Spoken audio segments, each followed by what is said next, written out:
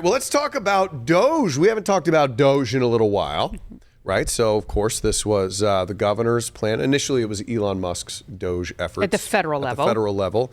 Well, the state of Florida said, let's do this in the state of Florida, more localized DOGE. And they specifically targeted places like Orange County, the city of Orlando. Yeah, they've mentioned Seminole County. I don't think they did an actual audit on Seminole, but they definitely targeted Orange.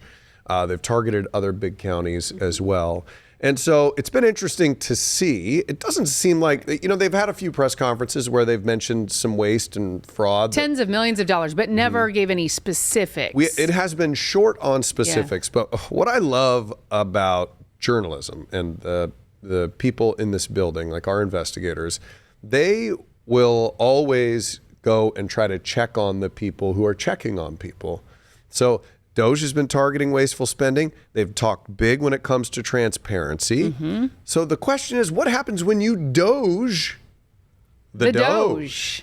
What do you find? So investigator Mike DeForest looked into this. He has been digging for months to try to figure things out, and they have been literally months. It's taken him months to get some answers. They have been the opposite of transparent. We can tell you that. So here's Mike's report. County officials turned over these never-before-seen videos and photos showing their initial meeting with the DOGE team, as well as this sign-in sheet. It shows 10 people representing DOGE were in attendance. As you can see, most of the DOGE team disclosed their first and last names, but 2 representatives from the Department of Revenue did not identify themselves. As for the other DOGE team members on this list, I wanted to find out where they normally work. State records show one is employed by the governor's office. The second works for the Florida Department of Management Services.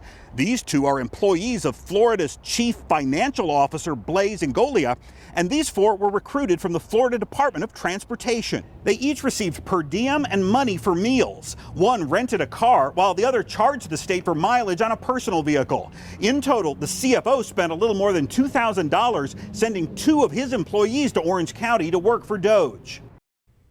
I love how 2 of them identified themselves just as the Department of Revenue. But then Orange County released pictures of who was actually there. Yeah. So, you can see. So I think obviously there wasn't any groundbreaking things, which I think is important as journalists. If we look into something and we don't find crazy things, we still release the information. But then it makes you wonder, since on the surface, it appears like, everything was done by the books. Why not just release it? Yeah, and there wasn't a huge, hotel bill or food bills or whatever. Embassy suites, normal stuff. Yeah, nothing crazy.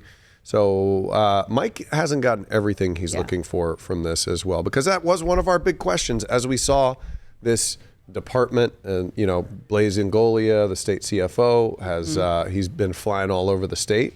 Right. And how much money are they spending? So it seems like at least they're being fairly frugal with it. And it looks like a lot of those people who visited, were already state employees.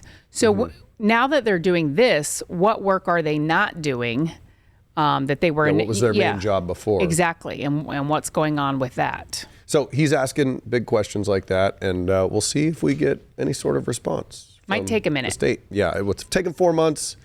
And I will say this, sunshine laws, one of the greatest things that lawmakers in Florida ever did was created sunshine laws, which basically opens the door to journalists or public anyone records, to get public records. It's one of the reasons, everybody says, oh, Florida's crazy. It's the craziest state. Well, we have sunshine laws here, so we can get a lot of the like body cam videos. Body cam video. We all get that because it is written into state law that we're supposed to be a transparent state.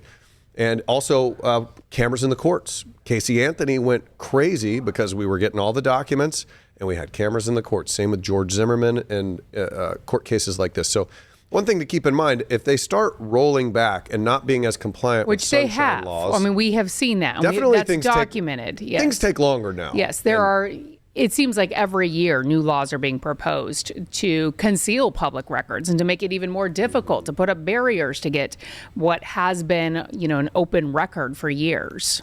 Yeah, it's true. Something we're going to keep looking at and to always keep an eye on.